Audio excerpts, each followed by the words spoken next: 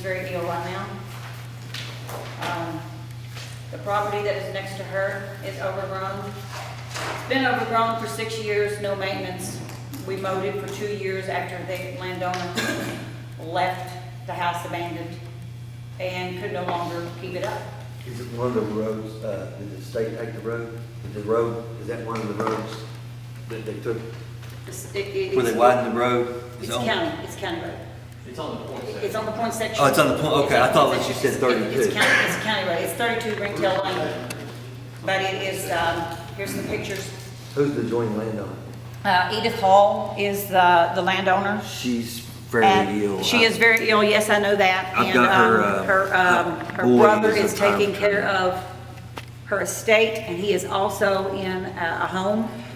And the neighbor that lives across the road from my daughter has contacted him about the property, and he is wanting an astronomical amount, and says this house is worth thousands and thousands of dollars. You can take a look at these pictures here and see that this house is not worth thousands. They wouldn't cut the grass. Here she is stuck between two slums, and it's bringing her property value down. And I'm tired of it. I'm tired of seeing her sick and having to take her to the urgent care. Right now she's laying at home with MRSA. I can't get near her. She has her face covered. And it's from the mosquito bites because her pool is right there. You can see from the pictures. You can see from these pictures right here how close her pool is to this infected area. And I'm just at the point now where I am just so frustrated that I could take a bulldozer myself and bulldoze it down, but that's not, I can't do that. That's against the law. That's against the law. But I'm just so frustrated, so absolutely frustrated, that my dog, my daughter's dog went in this abandoned house the other day and was after a rat. The rats are big as cats. They're coming through my daughter's backyard. The snakes are climbing up my daughter's wall that are coming from this house. The house that was on the other side, that now belongs to, what's his name? The guy who cut the grass? Joe Henshaw. The house burned. It sat there forever and ever and ever, and the roaches took over. She had to have Dodson Brothers come in and redo her whole house. It wasn't her fault, but they kept traveling over. So now she's out money for pest control. She's out money for medical care. That she'll probably never get paid, because the landowners don't take care of what they're supposed to do, and I'm tired of it. We have a lot of problems with the road. We've lived here for over 4 years now, and the road has been a problem ever since I've lived here.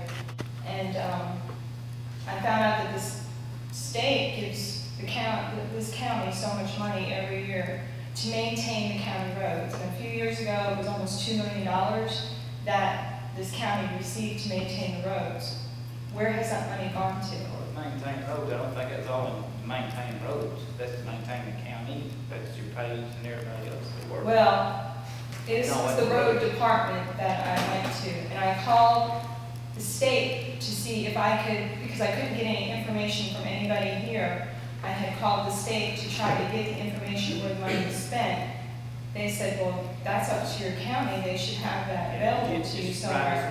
write a letter for an open request, and then we can get those records. I would like I for the know we last spent 2 years. $400,000 the first year in gravel and stuff. But the thing is, sir, That's half a million almost in gravel. in what, gravel? In gravel, 400-something thousand, $57,000 pipe, that's over half of the million. Okay, but there's other monies that come into the state also. We're taxpayers. There's taxpayers' money. I mean, there's revenues from businesses.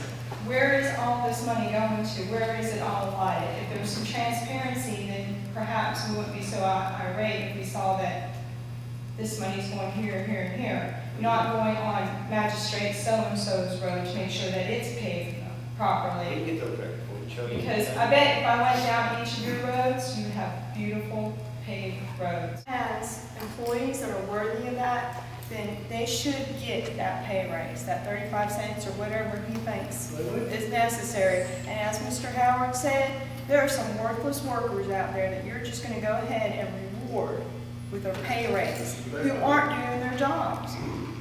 When a piece of equipment's broke, instead of getting out there and getting that piece of equipment working so they can get out there and do their job, they sit on their haunches and do nothing. And you're going to give them a pay raise. That's my tax dollars rewarding those people for not being good employees.